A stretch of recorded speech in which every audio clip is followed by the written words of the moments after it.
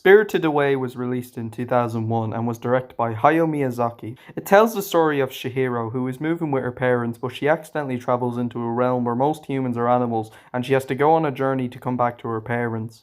So, Spirited Away is a film. Hadn't seen it before. I was requested to review it by Marvel Fanboy 2004. He also requested me to do the Star Wars movie, so I'll be doing them next. So, yes, after a long time, I will be doing the Star Wars film. So, Spirited Away. Spirited Away, I watched for the first time on Netflix. I went in with an open mind. I was pretty excited because it has like a really good reception. And you know what? I can see why. This film is lovely. This is a wonderful film.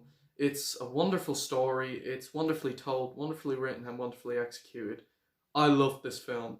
It is a phenomenal animation. It is just superb. It is excellent. It's not perfect. I have a couple of issues, but we'll get to them in a minute. The story, it's interesting. It has an interesting lore, ideas, execution, and the world is so interesting. It reminds me so much of like Avatar The Last Airbender, Kung Fu Panda, and all those like Asian themed animated franchises.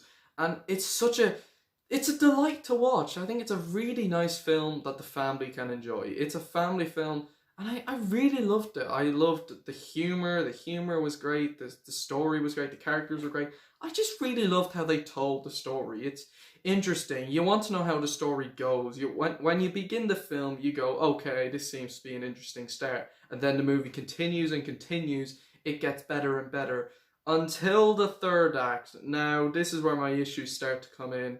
I'm not saying the third act is bad. I think the third act is when the movie really slows down and feels a little longer than 2 hours. I honestly did get a bit of a drag on the third act, and it did start to slow down. Not to say it was terrible, and it was a strong third act, but I'll get to the ending in a minute. I just think they could have maybe went a little faster with the third act. And there were parts of the movie that like faded out, and it felt like, okay, the movie's gonna end.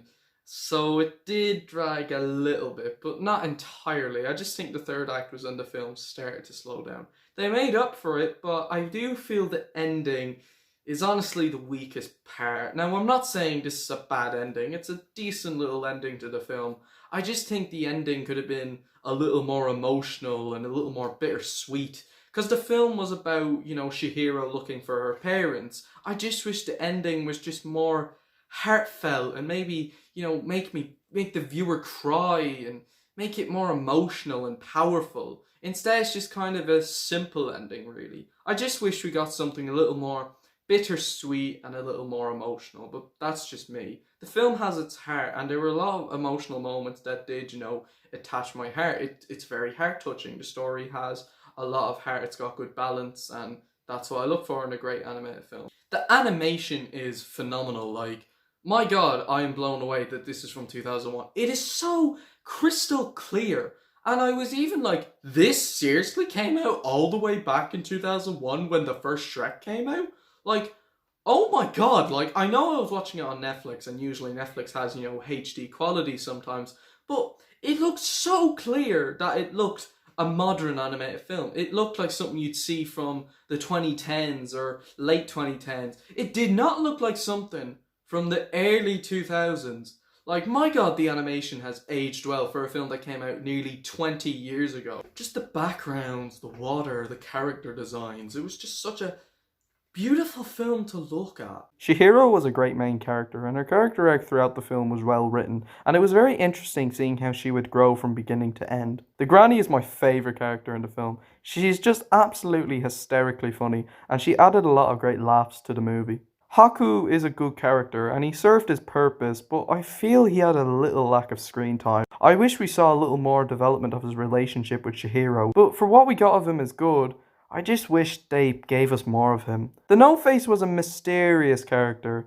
He's more of a plot twist character though, in my opinion. So yeah, the characters are well written and they serve their purposes very well. The music's pretty decent, but it's not, the film's strongest point. To me, the film's strongest point would have to be the characters in my eyes. Overall, this is an excellent film, with a wonderful story and animation, really good characters, voice acting, and some decent soundtrack. I'm going to be giving Spirited Away a very, very strong 9 out of 10.